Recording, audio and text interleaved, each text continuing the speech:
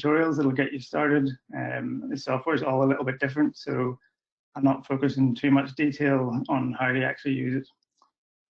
There's been quite a wide range of questions and quite a wide range of experience here, so we'll try to give you a little bit of insight into how we use it at international level, but also how you can use it in your club or school. So hopefully everybody will get something out of it. So we'll have a look at getting set up and a little bit about the software. We'll look at what you might be looking at in your match reviews, how you feedback to players, and then a bit, probably my favorite bit, on opposition analysis and scouting. Okay, so let's really start with why would you use it as a coaching tool. For me, there's lots of benefits, but just a couple of key ones. I think it allows you to see the game without, or rather with less, emotional bias. You want to get an accurate picture of what's actually happened in the game, how your team played. Quite often when you watch a game, something happens that blurs your recall of the whole game. You might find that after the game you think it wasn't great because of the scoreline, or maybe something happened towards the end that sticks in your head, like giving away a pointless corner or something like that. But when you actually watch the game back, it wasn't that bad. So quite often people ask me what I thought of the game. I'll actually give quite a vague answer and say I want to look at it again before commenting too much. It allows you to focus in more detail as to what's actually happening. Sue, are you judging things on I'm seeing everything live. Sometimes you're looking at something else away from the ball, so maybe you're not close enough to see it in the detail that you want, particularly with technical work. You can also spend quite a bit more time looking through the steps as to why something has happened. It helps you prioritize what you're going to focus, but most of all, it helps aid learning, so both for you as a coach and then most importantly for the players.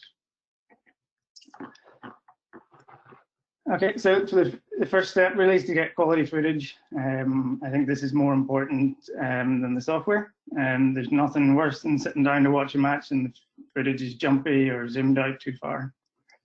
If you can, it's best to get from a height, so a video tower or a scissor lift if you can get your hands on one. We recently got a drone actually, which we use for training, and I have to say that the footage that we get from it is fantastic. You could buy a telescopic mast. You can control the camera remotely or from the bottom. Or if you're maybe on a tight budget like I was at club, you need to be a little bit creative. So I had 2 GoPros on top of painter's poles and stuck to the fence behind the goal.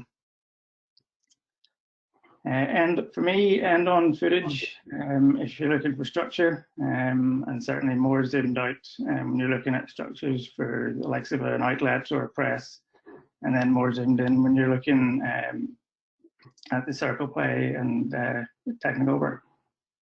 We're fortunate enough that most of the time there is a video tower for us or a scissor lift that we can film from. We also get a copy of the TV footage, so we normally get to see the game from a couple of angles. I know somebody asked about cameras. To be honest, I don't really know too much about the cameras. What I would say is if you're just getting started, I paid about 150 for the one I used at club, and it did a good enough job for me. Okay, so just a little bit on the software. I think a lot of people get worried or put off about using the software because it seems complicated, but really it's designed to make things easier for you. And if you put a little bit of work into getting used to it, it actually becomes quite natural and quite easy. Used to be that you'd have to watch a game on a VCR or CD or DVD, write down the times that something happened, so as you could show those clips to the players. Now, with the click of a button, the instance is saved. It's easy to jump to. You can export it and share it in other formats, and you can access it at any time. There's quite a few products on the market, all with a different price tag, and like most things, as you'd expect, the more you pay, the more options you tend to have. So really, when you're looking at it, it's about what features you feel you want or need, and at a price that you're prepared to pay. We use a mixture of Sports Code and Game Breaker, and Huddle's our online platform. They're designed to work on Mac, so that does add to your cost. I think probably NAC Sport would be its closest competitor, that runs on a Windows platform. Don't know too much about the other ones, but Coach Logic offers something different in that you can upload the game and you can actually tag it online, and your players can do some of the tagging for you.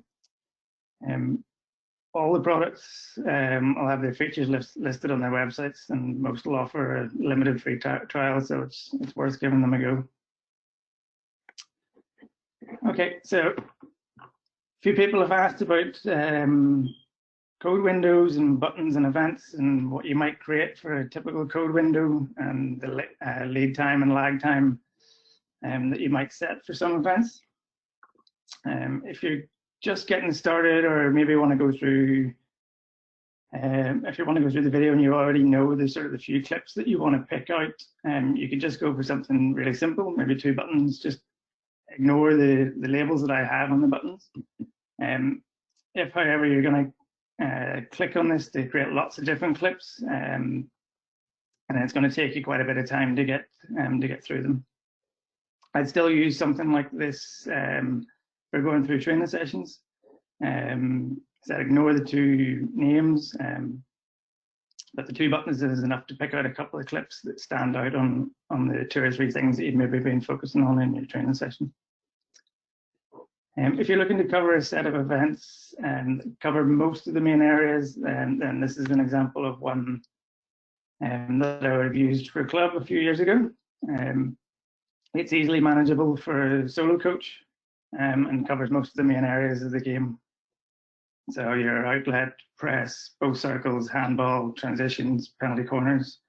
And then I've also added a miscellaneous button if there's something that you see that doesn't fit into those categories. For future scouting, then I just duplicate the rows and rename them. So our outlet becomes opposition press, our circle attack becomes their circle defense, and so on. When you're designing your window, it's important that it gives you the events that you want to capture. And so maybe instead of outlet options where I had the outlet designed against the height of a press, some people might want to start with ball start 1, ball start 2, ball start 3, and ball start 4, which is really just showing the zone in the pitch that the ball's starting from. In terms of times for the clips, for me, outlet, press, handball tend to be phases that have quite a wide range as to how long they last for. So I would normally use a stop-start button for these. Circle entries, usually something like 7 seconds before gives you a good idea as to how it got there, and 7 seconds after usually would have resulted in an outcome by then. For player tags, I'd usually go 7 seconds before and 7 seconds after. It's normally enough to see players' movement or pre-scanning before they get the ball, and what they do with it or after they release it. I think my main tip would be that you're better to have your clips too long than too short. It's much easier to fast forward or skip to the next clip than to have to edit it if it's too short. If you're getting really confident or you have a performance analyst working with you, the next step might be to have something that looks a little bit like this. So this is one of the code windows that Mark would use to tag our games live. It covers a lot, but it also uses features that are only available in some of the more expensive software packages. It has label buttons, which you'd use to assign a descriptor or multiple descriptors to an event. So, for example, a circle entry which might have a label which lets us know where that circle entry came from. For most of the time, we probably don't look at all the events and all the labels, but it's good to have some of the stats that they can generate, and it makes it easy if we want to find something quickly. If you are working with a performance analyst, though, it's important that you have a good understanding as to what you want to capture and what you want to see in each event. For example, what would you class as an outlet? Is it when it's a dead ball? Or is it when your team's building up against a pressing structure? Okay, so let's have a look then at your match review. I think the big thing with the match review is that you can't change the outcome of the match. So you're not looking for mistakes to show. You're looking for what you can improve on or continue to do well in for the next match. You might also be thinking around what an opposition team scouting you might see in that game. So if you tag the game with a basic set of tags like the one I showed you that I used for club, then you could probably get some statistics out of it from your events. These are the sort of stats that you might see on TV at quarter time. So your certain number of circle entries, number of turnovers, goal scoring opportunities, goals. They'll give you an idea as to the balance of the game, but they won't tell you how your team's playing. So you need to decide and choose which areas of the game that you want to focus on. For us, we tend to look at all of them, but our focus might be a little bit different depending on whether or not we're at a tournament or we're in test games or a training phase. At club or school, you maybe don't have time, so the focus might be on areas that you focused on in training or your game plan.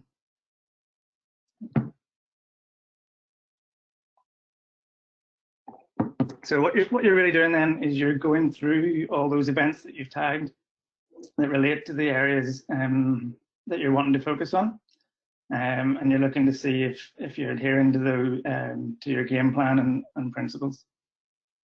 With anything of note that happens, you're always trying to ask why. So did we follow the game plan? Did it work? If so, why did it work? Can we use it again? If not, why not? What do we need to do to fix it? You're looking at the same with your principles. Did we play them? If not, why not? Do we not understand our jobs? Do we need to work on them more? If yes, are we working? Can we continue to get better at them? If we're playing to our principles and they're not working, then we have to ask why and address them. When you're doing this, though, you're always looking for patterns or trends.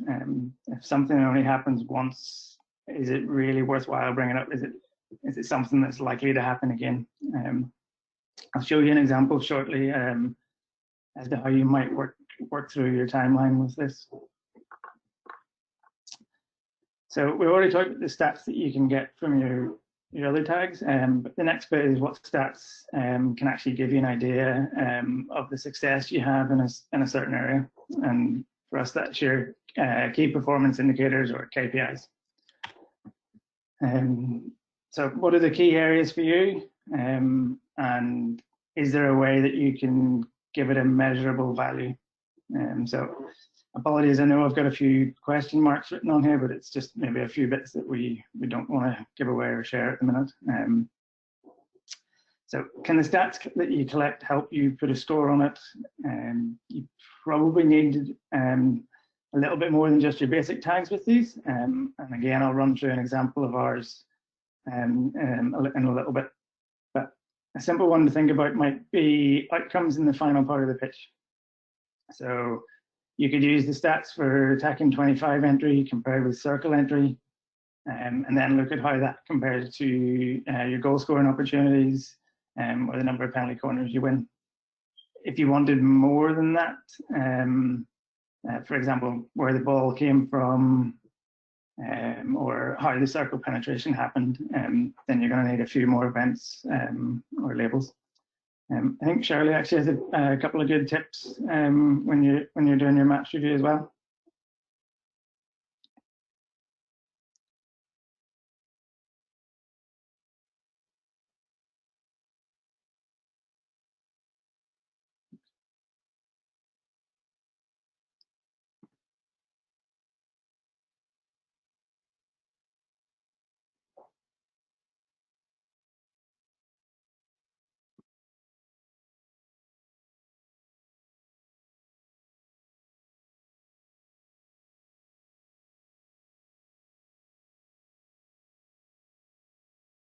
You're on mute, Shirley.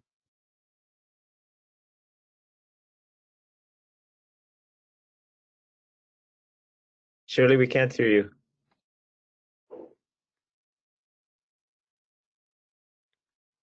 Phil, do you want to have a look at this? I'm not quite sure. I can't hear Shirley.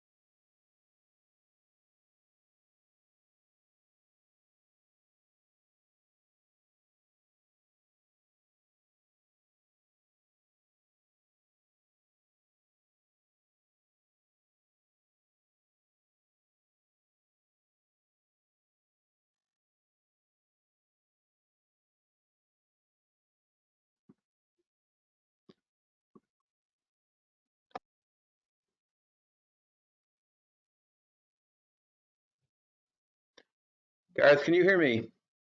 Yeah. Okay, you're back on. Okay, well, Shirley's going to log back in a second. So if you want to go back to sharing your screen and continue, and we'll get Shirley back in 2 seconds. There she is. Can we hear you?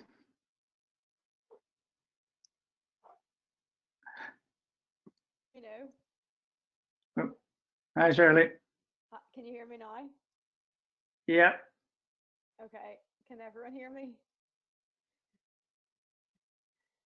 Yeah, you're good to go, Shirley. Okay, cool. Hopefully that works okay. Sorry, just not sure what happened there. So yeah, whenever we're sort of debriefing a game, either individually or as a group, for me, I sort of do it in terms of 3 O's. So what's happening often, what is happening off the ball, and what are the opposition doing? So off the ball often and opposition. So in terms of what's happening often, you're looking at the common trends. So both on the ball and off the ball. So when I'm playing in defence, I'm looking at forwards, you know, how they receive the ball, whether it receive close or open more often than not. Do they have a go-to skill that you have to be aware of or manage? Do they indicate when they're going to lead? Do they tend to always come back to the ball or lead away? Often you'll get forwards who are the selfless ones who maybe do the running off the ball, and there's one particular forward who likes to lead back to the ball. You're just looking at what's happening often, and that's that's a common trend. What's happening off the ball? So who is making those selfless leads? More often than not, those are the forwards that end up at the back post. Is there a pattern in terms of their behaviours for particular players? When we're outletting, I might look at what's happening on the help side as opposed to watching what's happening on the ball. So, you know, are there midfielders a bit lazy in terms of tracking runners? Does a forward, you know, have a particular run that they get back to the ball, and that sort of thing? And then in terms of the opposition, so often we spend a lot of time focusing on ourselves, whether we've done it right or wrong, but often you can learn a lot from what the opposition has done to nullify any threats. So, you know, if you've got two world-class oppositions playing against each other, you can learn a lot from an opposite number. So I'll look at another team's defensive line, what they do well, how they nullify threats, and also learn from them in particular. Okay, so look, I've just got a quick example. It's a video that sort of made earlier, and it sort of shows you how I might try and organize a timeline as I'm going through it. Try and run through a bit of an example. Let's say you've been working on your defensive principles in training, and we'll use Mick and Lane as examples from their webinar last week. So you've got your game, it's been tagged, you want to go through the areas that are going to cover your defensive side of it. So let's start with opposition circles. We're not going to focus on what's actually happening in the video here, it's just as an example.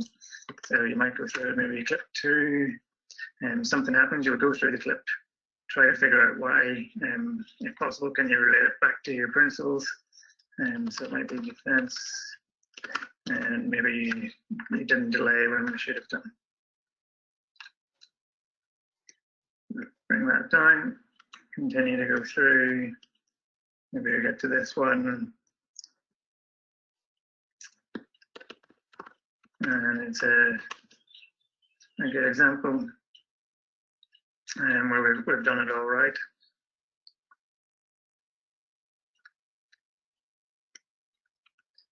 Okay, keep going through, maybe another one where we didn't delay.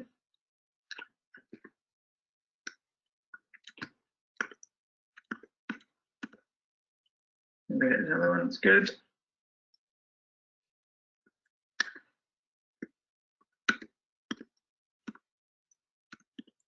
And as we keep going through, find say one more.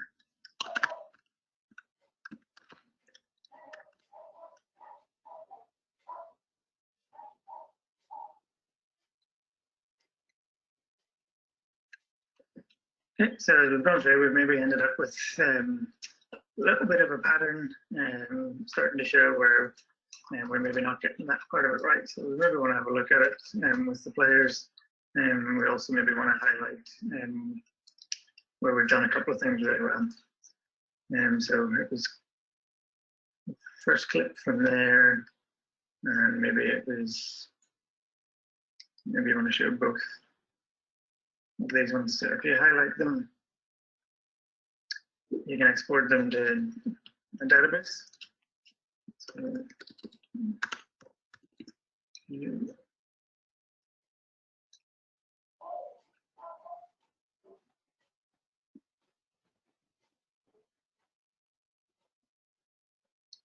okay, and now that they're exported, that forms the basis for the first couple of clips for your team meeting. You maybe don't want to let the players know what exactly they're looking at. They know they're looking at the defensive side of it. Maybe you don't want to give away the reason straight away. You want to ask them the questions first. So maybe just call it. Okay, so the database is a nice, easy way to organize it. And it also means you can change the names to be able to show the players. And on the original copy, you still have the reasons for your reference at a later date. And so we get into the team meeting, load the clip up, show it. And probably the first thing we ask is, what do you think?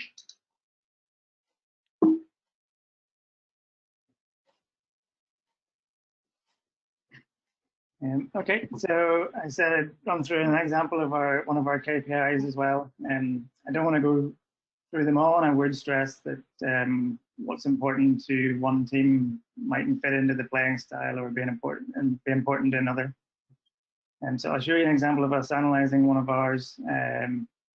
So a match that I'm sure you've all watched was our qualifier against Canada, and we want to look at our pressing outcomes or our success in our press. This is where the more expensive software really helps and saves you a bit of time. You could work it out manually, but this normally takes me about 20 minutes, and during that I've watched through all the clips at the same time. So using this code window, again, apologies, I've grayed out a few things, but using this code window, I can go through the pressing line, and assign a set of labels to each instance. So I'll explain what they are. So the first one, we're looking at what shape the opponents are playing in, so how they're building up from the back. The second column then would be the type of press that we're playing, and the third column then would be the result or the outcome from that. And then there's a few other buttons that are linked, but it just generates another couple of values.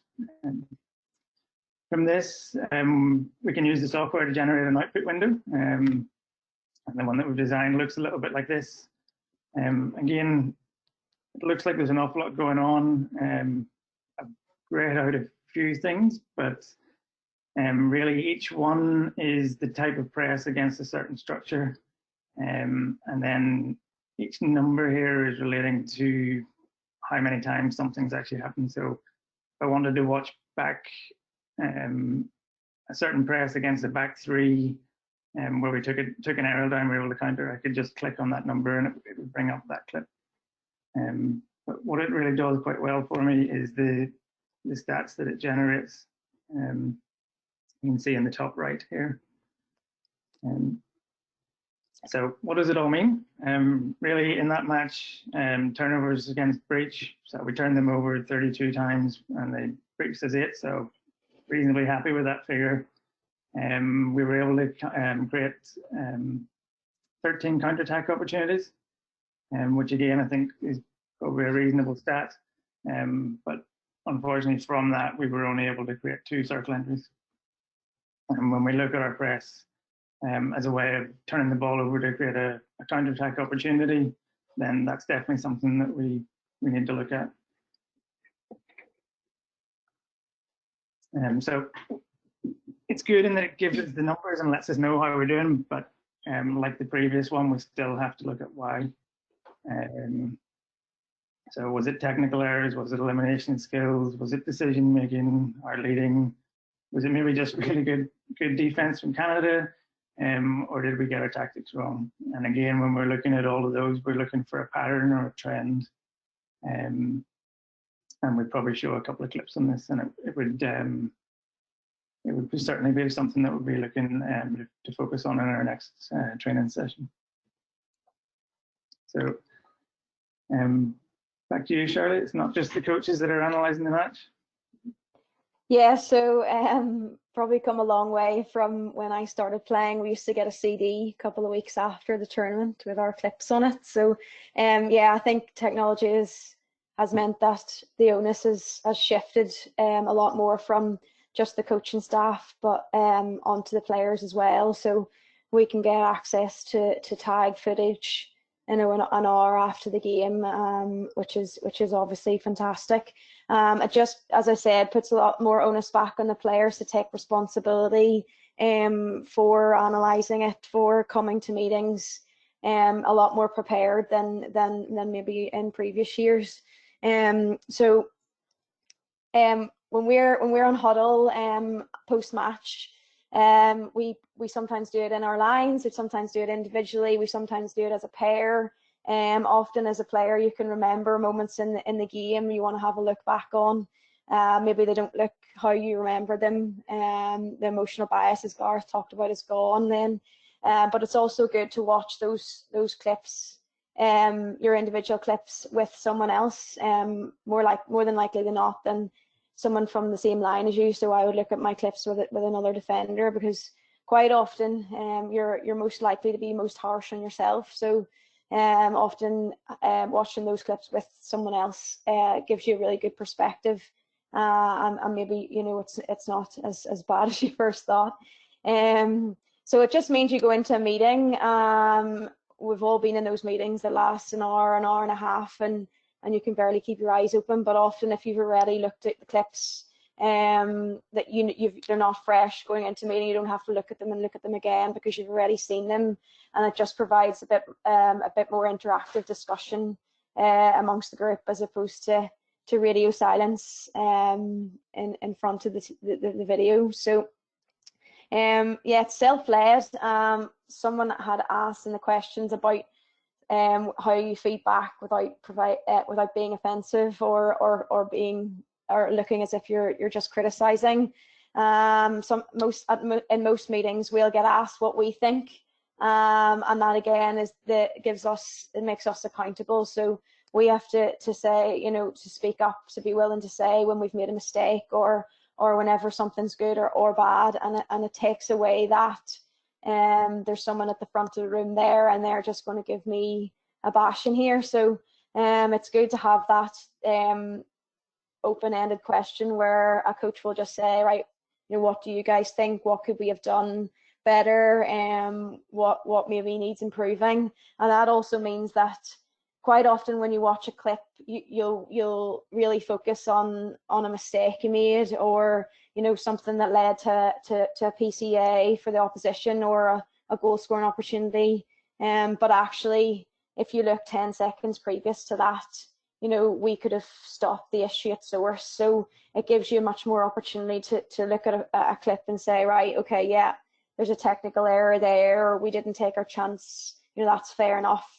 That's going to happen. But could we have stopped the issue 10 seconds previous? You know, could our shape have been better? Was there any communication? Did everyone track their runners? And that sort of thing. So I think that's important whenever you're looking back on the game. That does give you that opportunity to have self-led, open-ended discussions. It holds players accountable, and it really builds trust and culture within a group. So there's nothing worse than someone, you know, not owning up to a mistake, or not holding themselves accountable. So it does provide a really good opportunity to be able to do that better. Okay, so really when we're delivering feedback, I think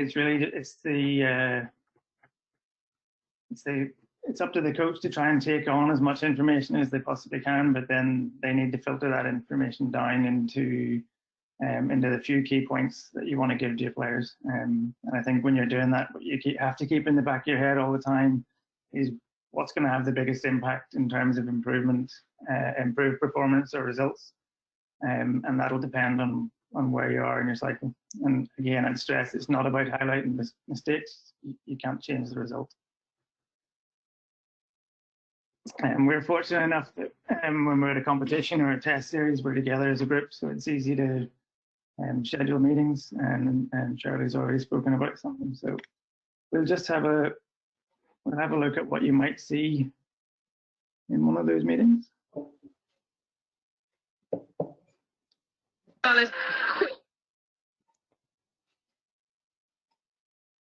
So this could be used in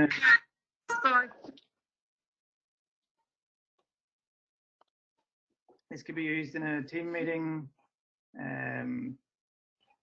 or as an individual meeting. So if we play the clip, this is us. We're outletting against USA in the World Cup. Shirley's at left back.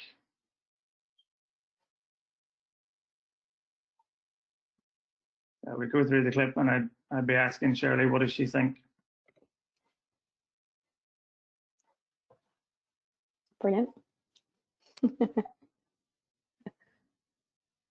So what do you think?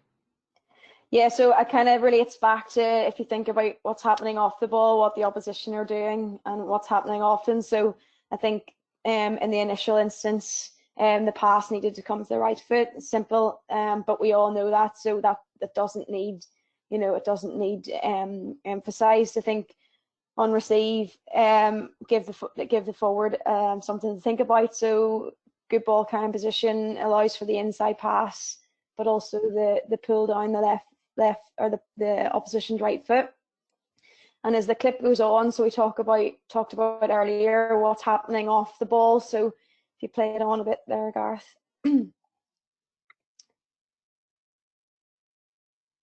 So in this initial stage, so what's happened off the ball is that we can look at the forwards leading, and whether the forward closest to the ball needed to lead away, and leave that space. If you forward it on another second or two, there is an option to pass. Once we do make that pass, what's happening above that? So is there options ahead of the ball? Can we open up the pitch there by playing an infield pass into centre mid? And it's just that sort of behind the goal view gives you a really good opportunity to see what's happening off the ball as well as on it. So really easy from one clip.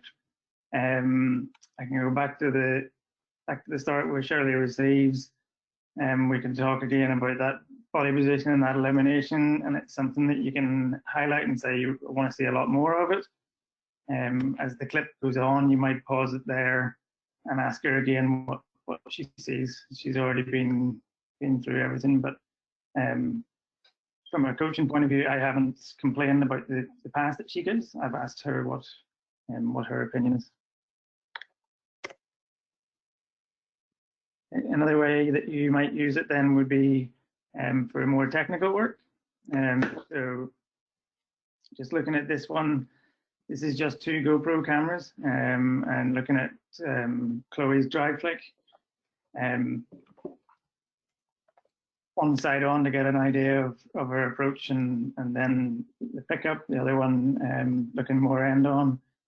But again, you might ask the player what they think. So you play it through, ask them what they think. Is there any points that they have on it? But then you can also use the tools that come with the software to maybe highlight something for her. So if it was with Chloe, one of the things that we've maybe been looking at is that as she picks up and drags, she takes the ball out to the right-hand side and not coming through in a straight line, so she loses a little bit of power with that. So we can feed it back that that's something that she needs to work on moving forward. We could also use it as a tool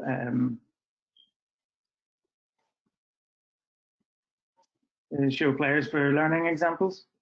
All right.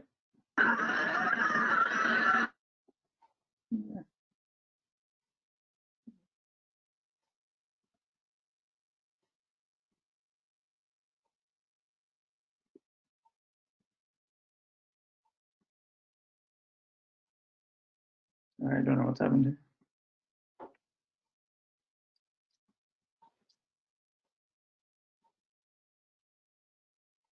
Same clip, just through Greenbrook run instead.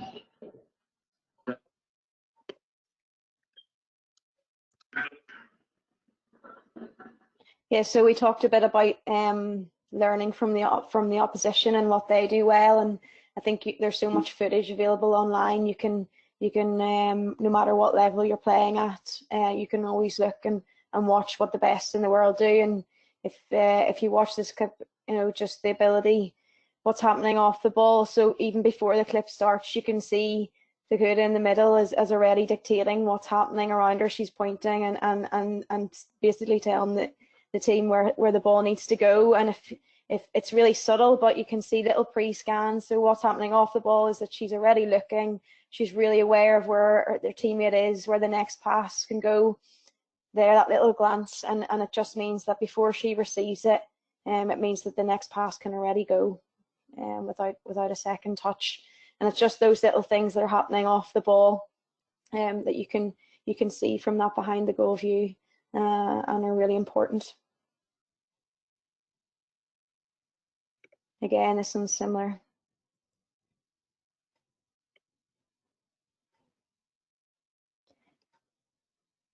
Again, you can just see it's really small detail, but you can see the pre-scan.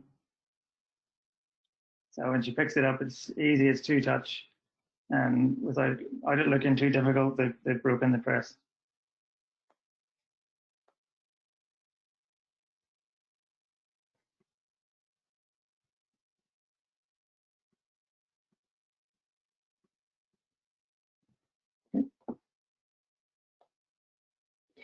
All right, so just sort of to sum up though, in terms of feedback, I suppose everyone's different. So we had a lot of variant levels of coaches working with different age groups, and I suppose one of the most important things for me, both as a player and also in a coaching role of underage groups, is to know your audience. So just be aware of who you're working with, how they're going to react to how you communicate with them.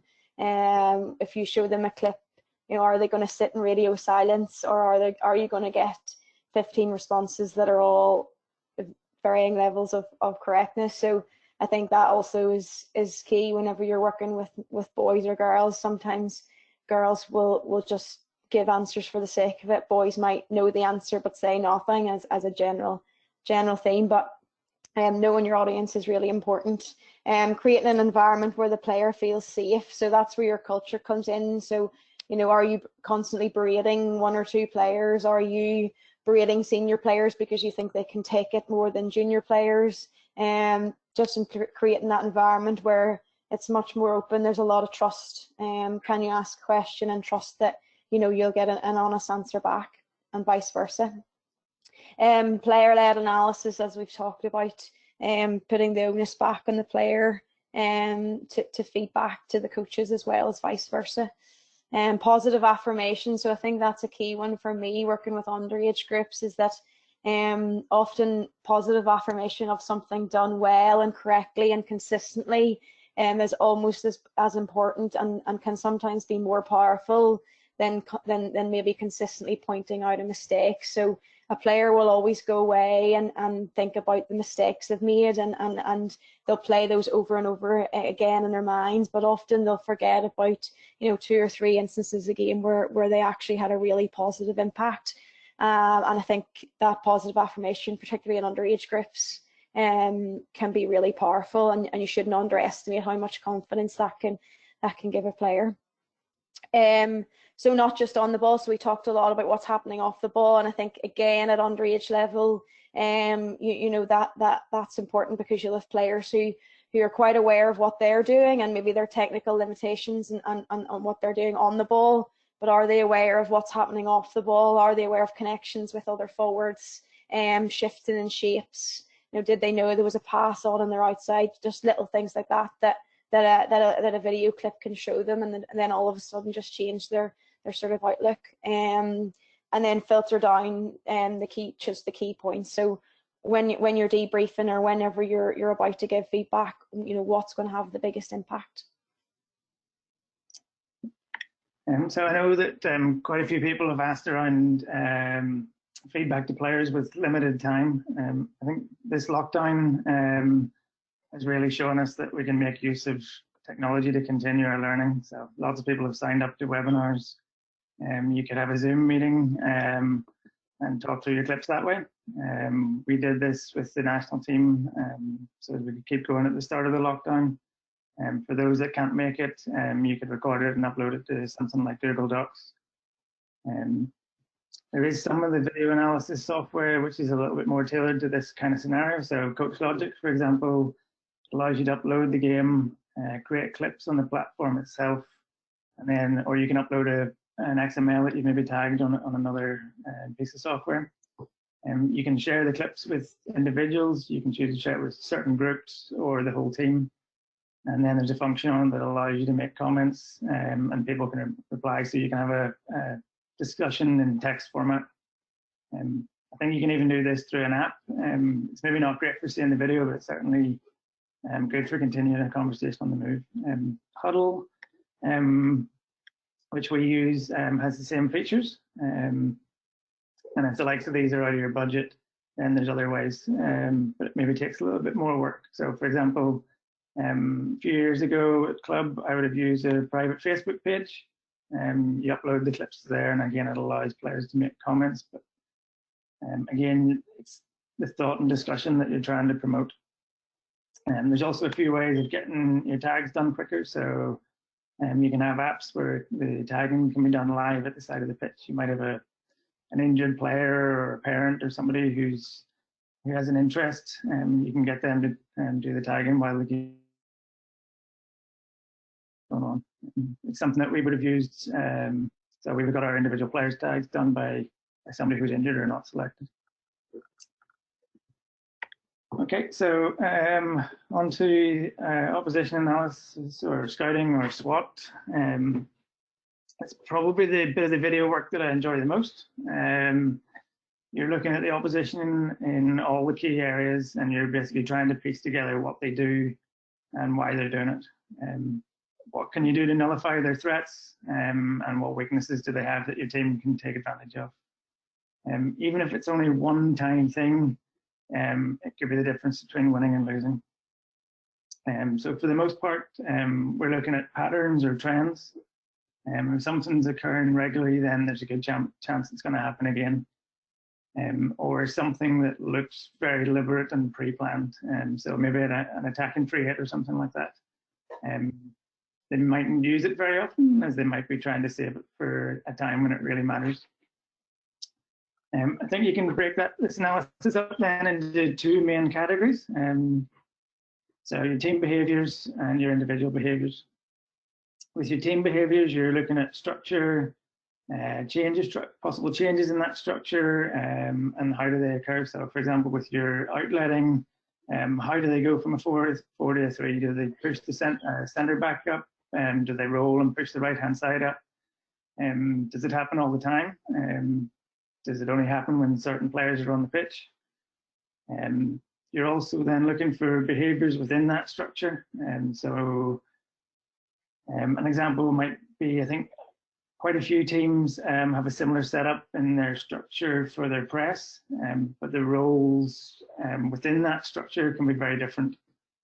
And then you're also looking at running and leading patterns and connections between specific players or groups of players. And then, of course, set pieces and penalty corners. With individual behaviors, we get the players to do these for most of the teams, as they're the ones that are going to be facing them. So our defenders look at their forwards and that sort of thing. Shirley will talk a bit more about that in a minute. But with everything, context is key. So always thinking about things like, who are they playing against? What's at stake? What's the competition? When in the competition is it? Is it the group stage? Is it semi-finals, finals? Where's the game? What are the conditions? What else has gone on in the game before that's happened? Has there been a couple of strange umpiring decisions that might influence how a player approaches it? So here's an example of a SWOT analysis that we've done, and it gives us a little bit of a chance to talk about databases as well. So we're scouting Malaysia in the build-up to the World Series in Banbridge. You'd look at them in all the key areas of the game. So one example might be you're looking at their outletting to help try and determine your pressing strategy. So you're looking at a series of games and you're looking for a pattern or a trend in what they're doing.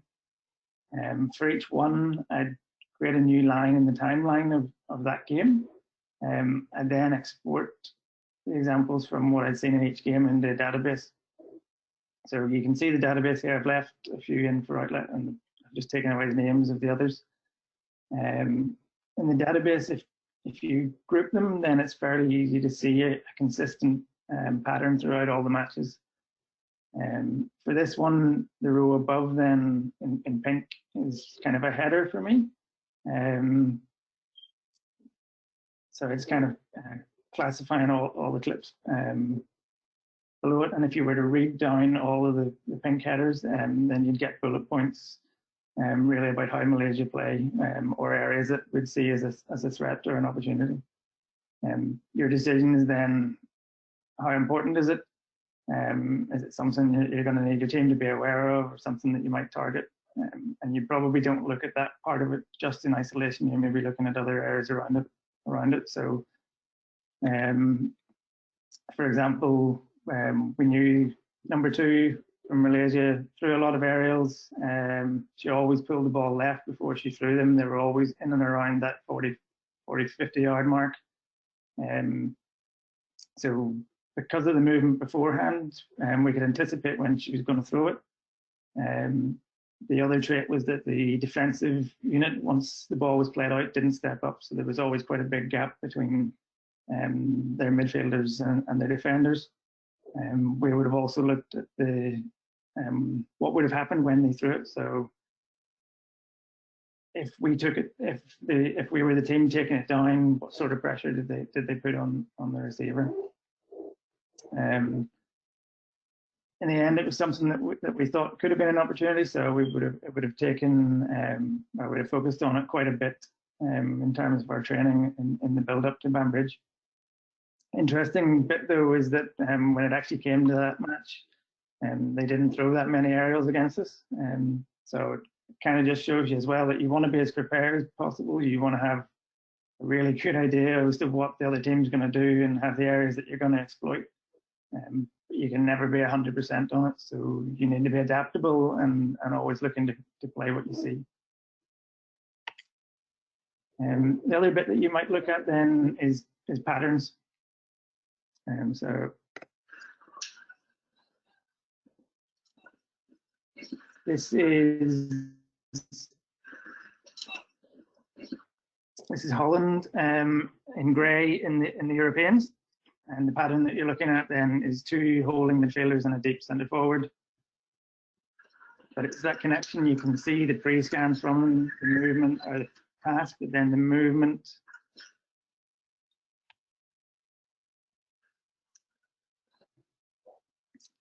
Movement from the other midfielders going before the other players actually receive the ball. So that allows them to break that midfield line.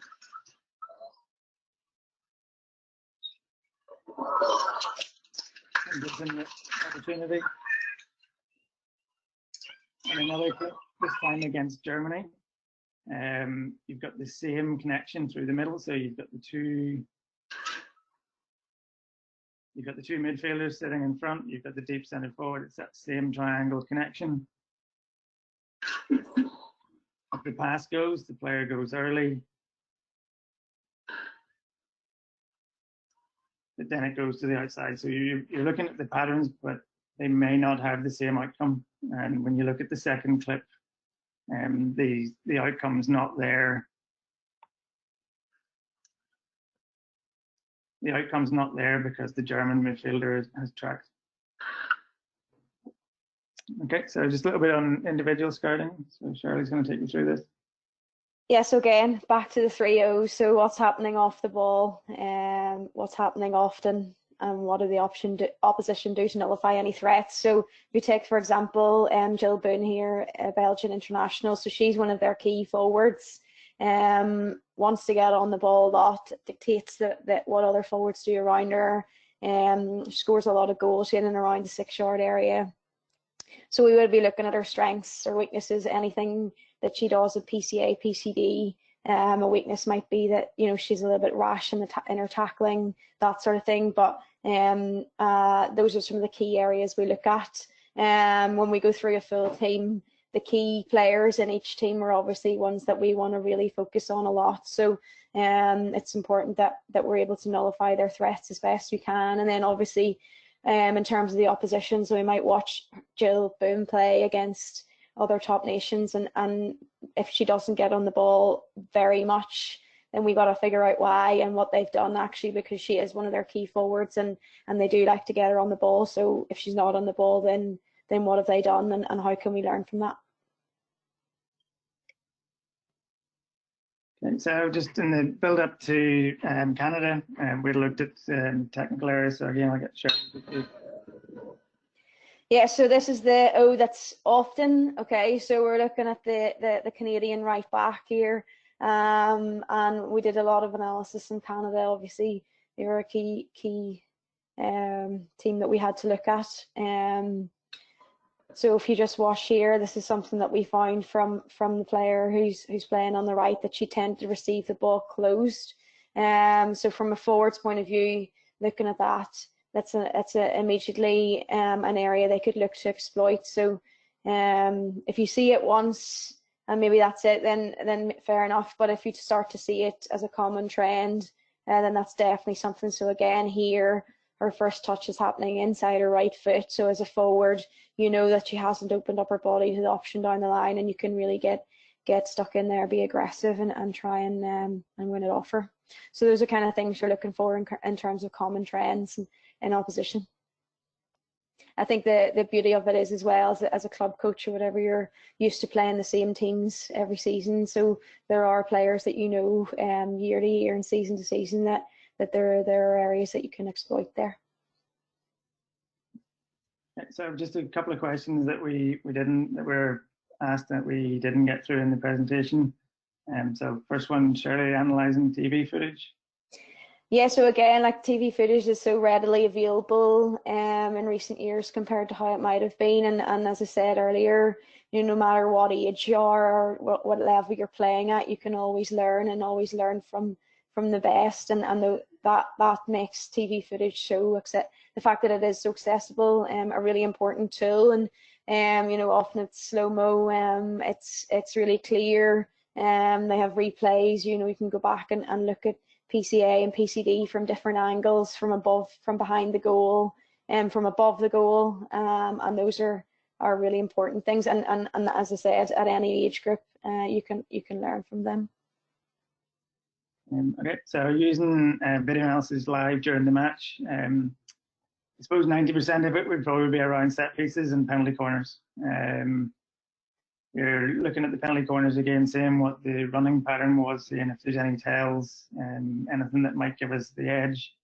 The other bit, you might have something that's happened a few times and you're not quite sure where it's happened. So Shirley talked earlier about it not being that specific thing. It's something that started earlier, so we might go back and look at a little bit of the footage to see why something's happened.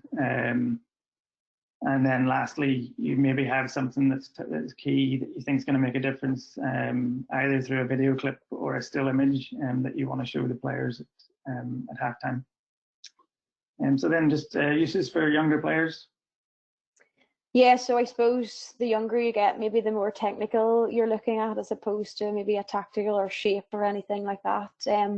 We said earlier about positive affirmation. I think that's key for younger players in terms of developing them and making sure that they're learning, particularly if they're visual learners. So, you know, even something as simple as what Gareth had said about the GoPros or an iPad, and just focusing on something technical, an aerial, or they're hitting or shooting, and getting them sort of, I suppose, starting that self-led process where it's not the coach who's constantly dictating and constantly giving the feedback and commenting. It's actually up to the player, or in small groups and with your teammates, having a look at your technique, having a look at maybe someone else's technique, comparing them, doing a little bit of that self-led analysis, I suppose, is a pretty useful tool to get started at a pretty young age.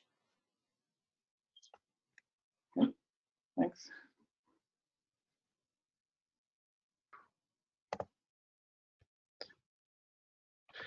Okay, thank you, Gareth, and thank you, Shirley. We just have a couple of questions, probably just to finish off. So one from Mark in the USA. Shirley, if you had a quick turnaround of games, like in a tournament format, what would you most want in that time? Another day off.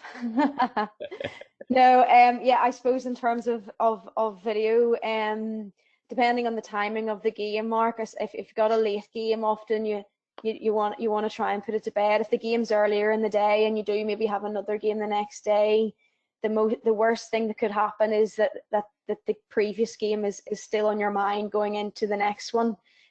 So I do think it's important that in terms of debriefing the previous, you're looking at your KPIs and what were some of the things that you were looking to achieve from the game, regardless of the scoreline.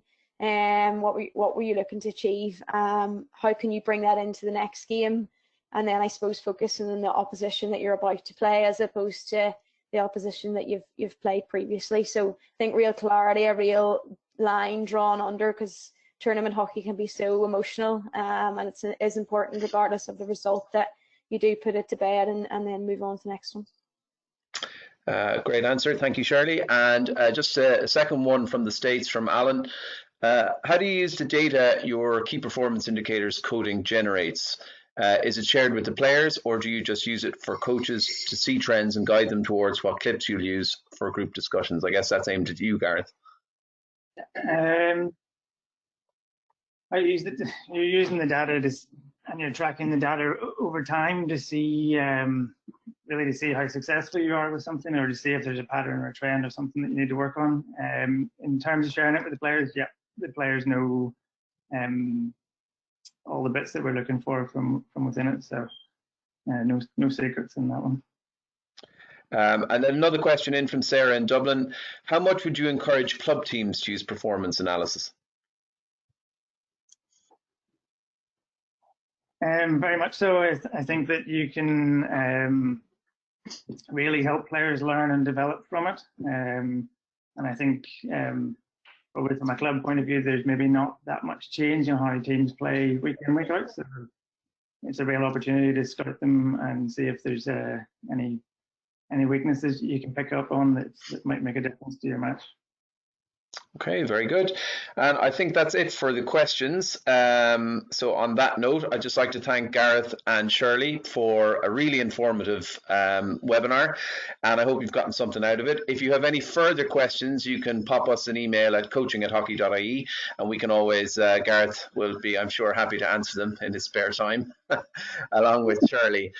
So thanks very much for joining us. We're back next week with Dr. David Passmore on talent development. So we'll put that out on Twitter and on Facebook in the next few days. You'll be able to book as you did the last time. So once again, just thank Gareth and Shirley again. And as I said, if you have any questions, please drop us a line. Okay, thanks very much, guys. Cheers.